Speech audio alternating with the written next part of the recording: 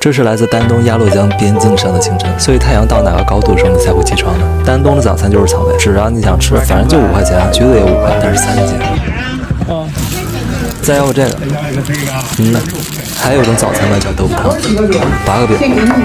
不好意思，不专业啊，光顾吃就剩这半拉了，忘拍。土豆丝汤再配个盒子，味道真的老逼了。就算这些你都不懂，应该也没有我不懂。原来果子是油条的意思，点俩果子，原来是加俩油条。鸭绿江的断桥呢是可以上去玩的，这桥呢是清朝时候日本人建的，后来美国人炸了。但是鸭绿江的路是你念成绿的。鸭绿江的水很清，清晨的阳光它是金色，中午的时候会变成绿色。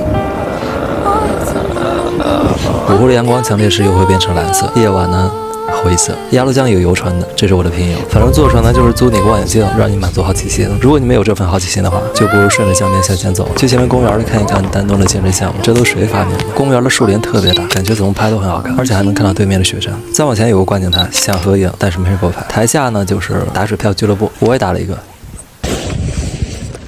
这种99%淀粉的煎肠你吃过吗？就多一点肉我都不想吃，就这味儿你知道吗？老逼了。江对面呢有个摩天轮不转，咱们那也有，咱们还有俩呢，也不转就摆着。去河边呢办了个大事，木岐岛摘咖也有。再向前呢有个小断桥，白天傍晚傍晚，我更喜欢傍晚傍傍吧。在这儿可以看到 Z1831017点哈尔滨飞往珠海经历宁波的航班，我飞过，那次在天上而已。丹东的午餐就能吃到烤小船，因为是晚上的项目，这边中午就开始。这是黄蚬子，在我点菜之前，我以为它叫黄蚬子。冷面旋转登场。要不然做个异域风情的热炕头，吃个异域的拉面。海鲜面呢就真的很离谱，里面的黄蚬子能吃出一座小山，反正不要边走边吃就好了，风真的会进肚子。我一般不说什么不要吃，但是这个味道真的太真实了，多着点。山里有梯田，丹东有梯塔。这个季节的观鸟湿地公园有一个好消息，还有一个坏消息。好消息现在没什么人，坏消息现在也没什么鸟。市区里的帽龟山呢，背过头去就可以看日落，看那边。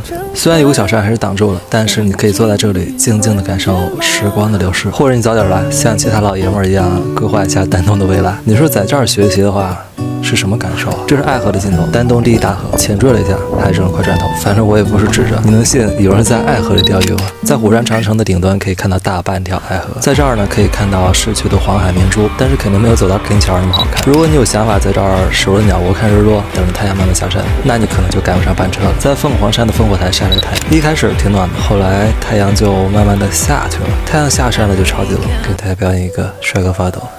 当然早点下山是有好处的，我也没登顶，顶很早。夕阳呢，其实在丹东的每个屯子都能看到，真的不如坐在车里晒晒太阳，看看夕阳，比爬山强多了。看到太阳里那些黑点儿什么的吗？哇，你真的想象不到为什么会有这么多人鸟。然后我跟着去他们家了，毕竟他们都给我箭头了。当然呢，也有可能是鸭子，挺多的，我也不敢过去问。这要是问不好的话，不得让你捉一头包啊！锦江山公园有个塔，没开门，但是钥匙放旁边了，所以我就去老街吃吃喝喝，晚上又回来了。用你的话说呢，就是有那想法的话，我看行。今晚呢大概是个满月，我在山顶上特意学了好半天狼叫。